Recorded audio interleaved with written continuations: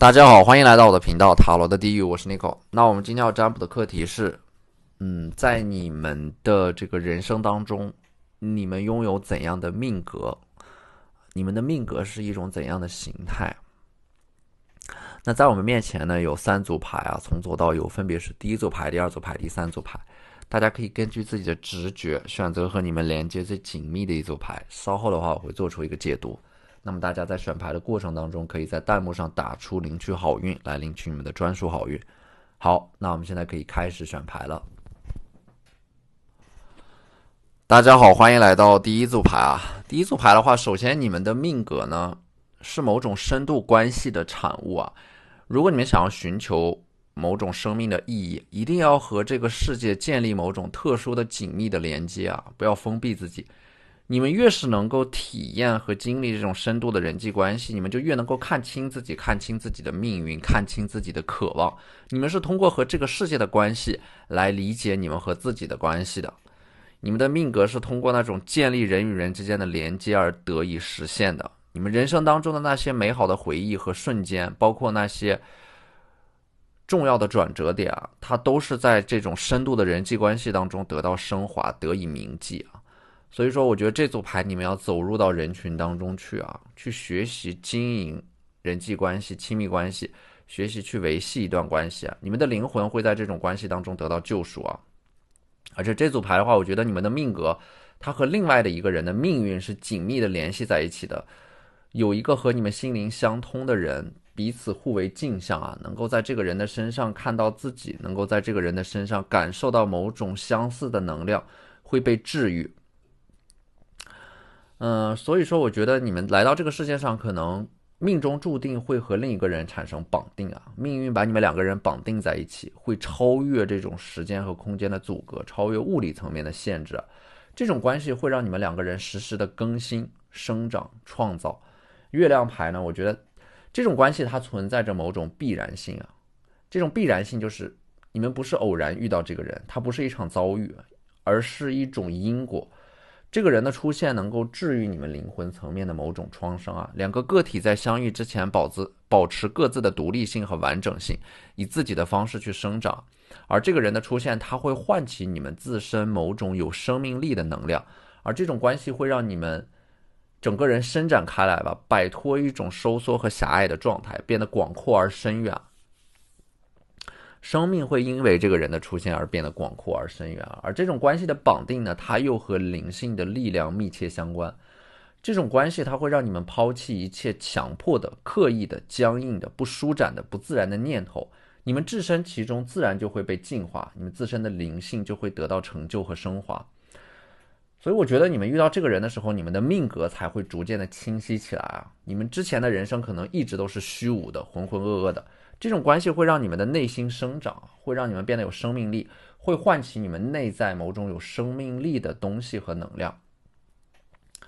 那么星币10呢，我觉得就是这个人会伸出一只手啊，把你们从某种泥潭或者说黑暗当中拉出来。它是一个很奇妙的事情，因为这个人从未见过你们，但是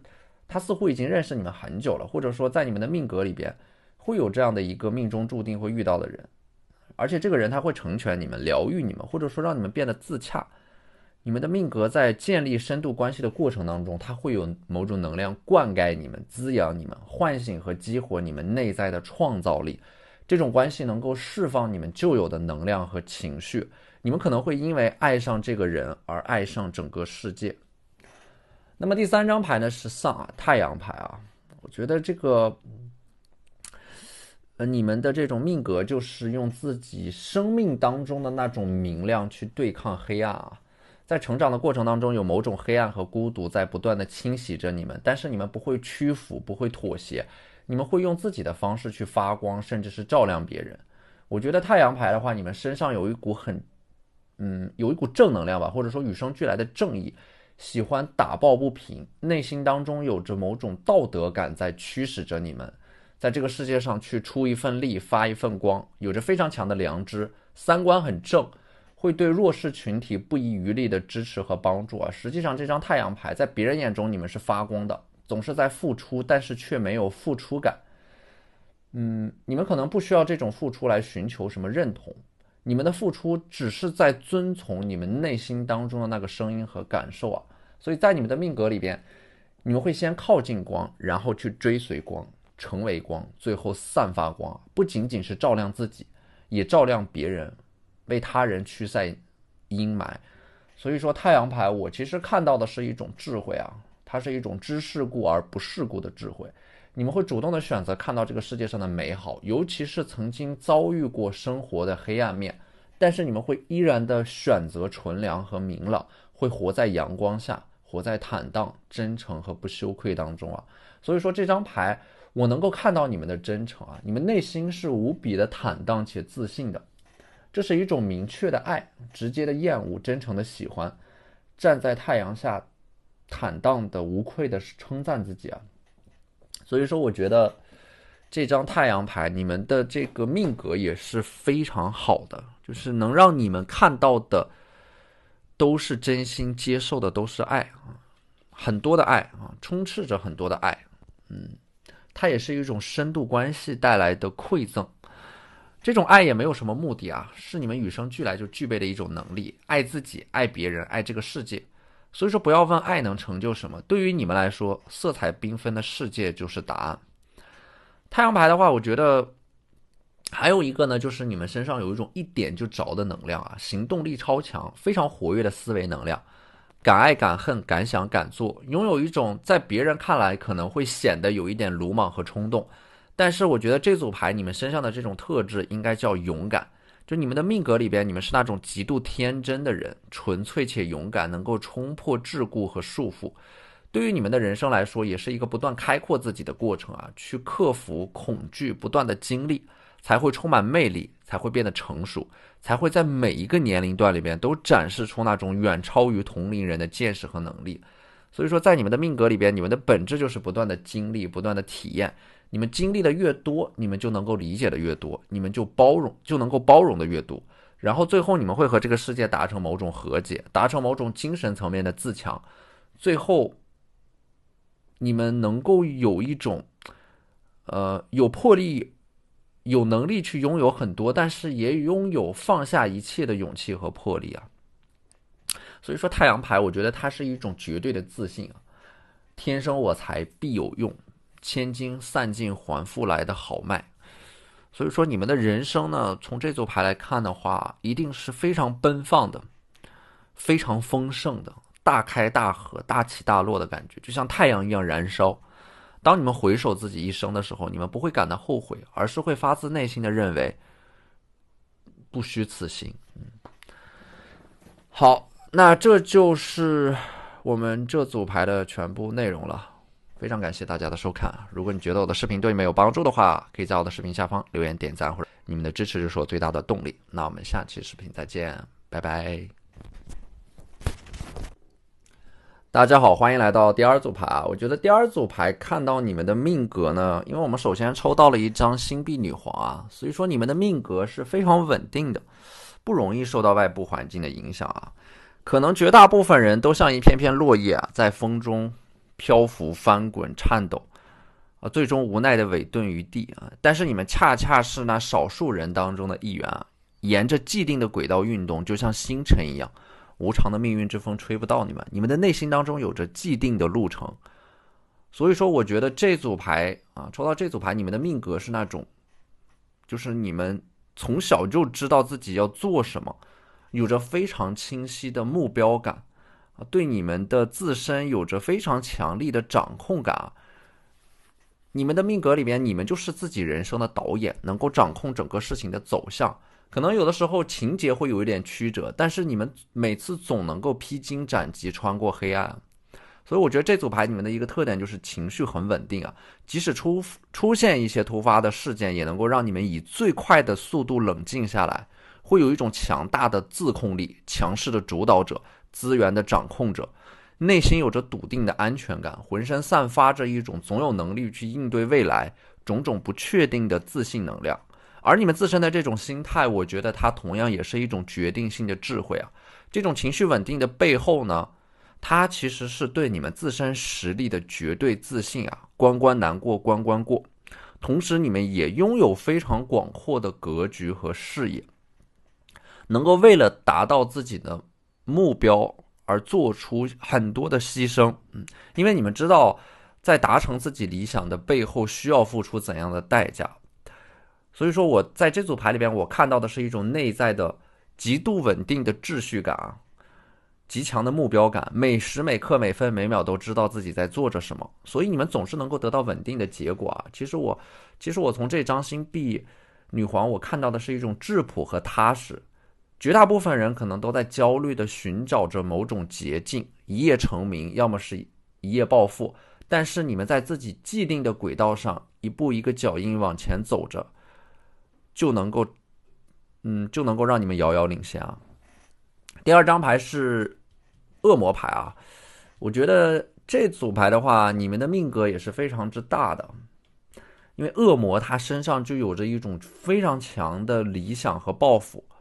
而且你们在成长的过程当中啊，因为你们是被困住的，所以说会经历很多的坎坷。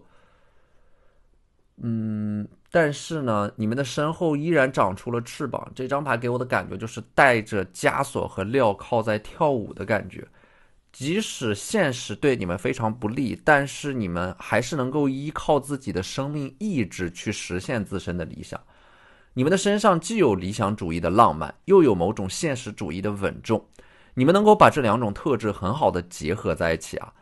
所以说你们的命格里边能够拥有很多物质上的财富，因为你们自身的格局够大。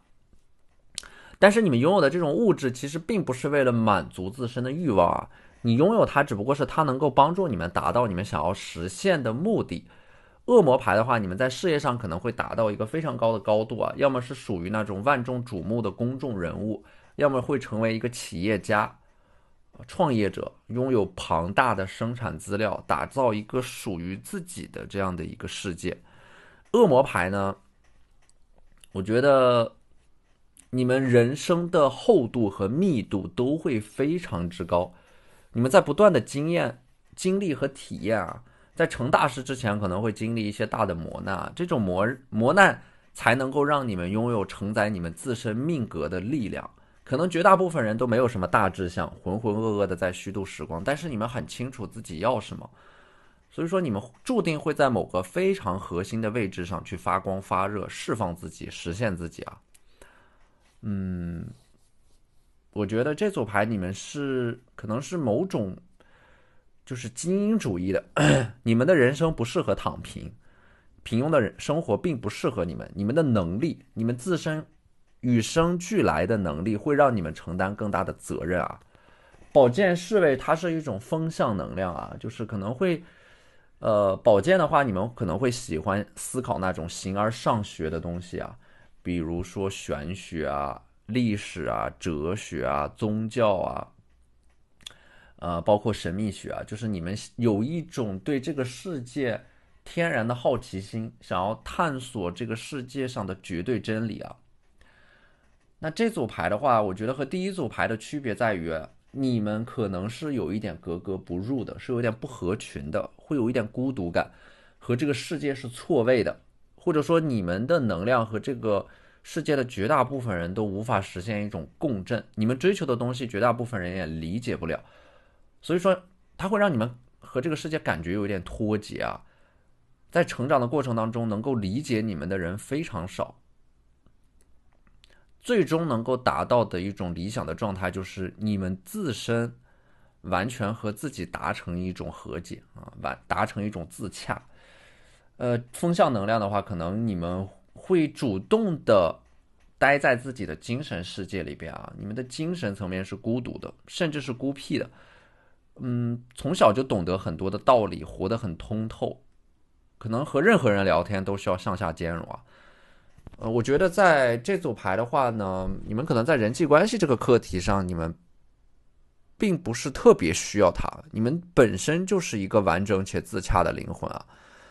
啊。这组牌的话，我觉得既有土象又有风象能量的话，会实现一种平衡啊。你们的能量既可以漂浮在空中，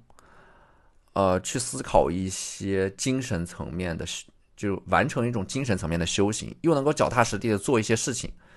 就是你们的生命会达到一种微妙的平衡。你们既爱那些抽象的、虚无缥缈的精神层面的东西，但是你们又能够回归到现实当中，爱具体的人，做具体的事情啊。在这组牌里边呢，你们是那种老灵魂啊，就是有一种少年老成的感觉。你们一直都保护着内心当中的某种纯粹和理想主义，会有棱角，会很锋利，但是你们又不会过分的把自身的棱角那个自我展露出来啊。我觉得无论在你们人生的哪个阶段啊，你们的灵魂的形态永远都是那个意气风发的少年。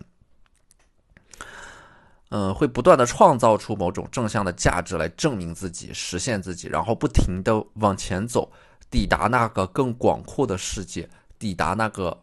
你们必将抵达的地方。好，那这就是我们这期视频的全部内容了，非常感谢大家的收看。如果你觉得我的视频对你们有帮助的话，可以在我的视频下方留言点赞，或者你们的支持就是我最大的动力。那我们下期视频再见，拜拜。大家好，欢迎来到第三组牌。首先第三组牌我们抽到的这张力量牌 Strength。这张牌你们的身上缠绕着两种能量吧，外在与内在有着两种不同的性格底色啊。你们的身上既有光明又有黑暗，有着不同的身份，甚至可能会有两种不同的人格。它是一种一阴一阳、一强一弱的感觉，理性与感性兼具啊。就是你们可能是可以来回的切换自己的人格，切换自己的身份的。你们的生命当中有着某种神秘感啊，所以说这张牌的话，说明你们的命格有着极大的可塑性，非常强的环境的适应能力啊，能够根据环境切换自己的身份，自如的扮演不同的角色，融入不同的环境啊。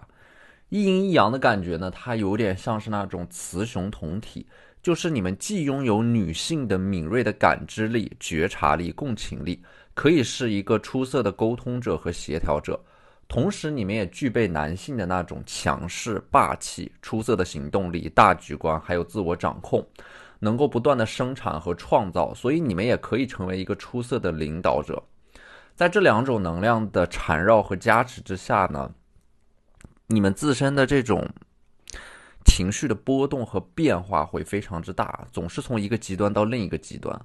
而第二张牌愚人呢，我觉得愚人他是有一种大智若愚的智慧在里边的，就是你们的命格里边注定会经历很多的事情，见很多的人，然后最后返璞归真，展示出自己最真实的一面。愚人这张牌它是有一种磅礴的生命力的啊，行为可以不受外界影响，由内而外通透的，就像一块玉器一样。